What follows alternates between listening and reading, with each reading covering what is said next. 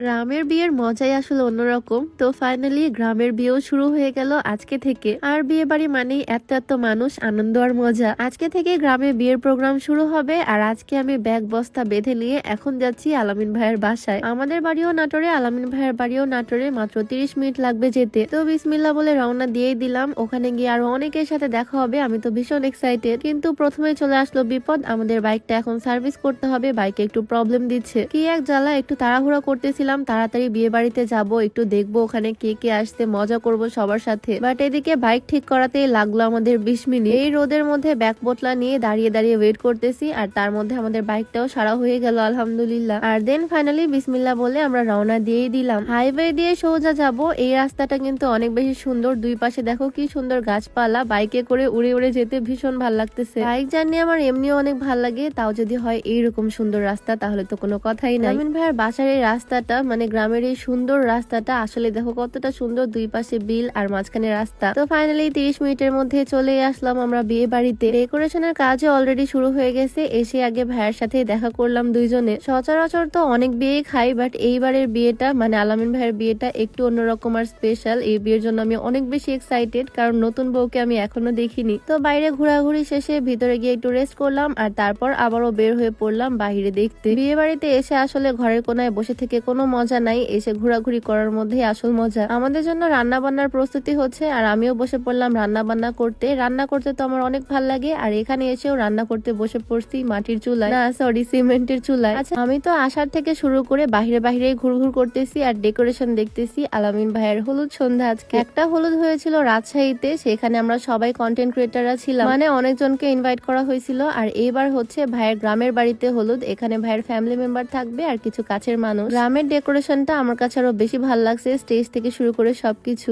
এখনো যদিও fulfil complete হয়নি, সন্ধ্যার পরে হবে মেইন অনুষ্ঠানটা। এই ডেকোরেশনটাই ঘুরে ঘুরে দেখতেছি। এখানে একটা ফটো বুথ বানানো হয়েছে, এই জায়গাটাও ভীষণ সুন্দর লাগতেছে দেখতে। আর ওই যে সামনে হচ্ছে বিয়ে বাড়ির গেট। শুধু বিয়ে বাড়িটা সাজানো হয়েছে তা কিন্তু না, একদম রাস্তা থেকে শুরু করে সবকিছুই লাইটিং করা হয়েছে। গেটটাও সিম্পলের মধ্যে ভীষণ সুন্দর লাগতেছে আমার কাছে। আমি জাস্ট ঘুরে ঘুরে দেখতেছি কোথায় কিভাবে সাজানো হয়েছে, কেমন লাগতেছে দেখতে। আর তার মধ্যে একটু বলে আসছি, তারপর থেকে আমি বোরখা পরে ঘুরঘুর করতেছি পুরা বিয়ে বাড়ি আর ডেকোরেশন গুলো দেখে বেড়াচ্ছি। সন্ধ্যার পরে গায়ে হলুদের অনুষ্ঠান হবে, সবাই হলুদ শাড়ি পরবে, আরো অনেকে আসবে, ভাইয়ার ফুল ফ্যামিলি থাকবে। আর রান্না বান্না করার জন্য এখানে মুরগির মাংস থেকে সবকিছু কাটাকুটি করা হচ্ছে। বিকালের মধ্যে সবকিছু আয়োজন করা হচ্ছে যাতে সন্ধ্যার পরে আমরা খাওয়া দাওয়া করতে পারি। আর খাওয়া দাওয়ার জন্য এই জায়গাটা সাজানো হয়েছে, আমার পিছনে এই জায়গাতে চেয়ার টেবিল বসানো হবে খাওয়া দাওয়া করার জন্য। এখানে তো রান্না বান্নাও শুরু হয়ে গেছে। এত বড় সসপ্যানে আমি তো চামচটাই উঠাতে পারতেছি না, এত পরিমাণে ভারী। বাসায় তো ছোট কড়াই খুন্তিতে ভালোই রান্না বান্না করি, বাট এখানে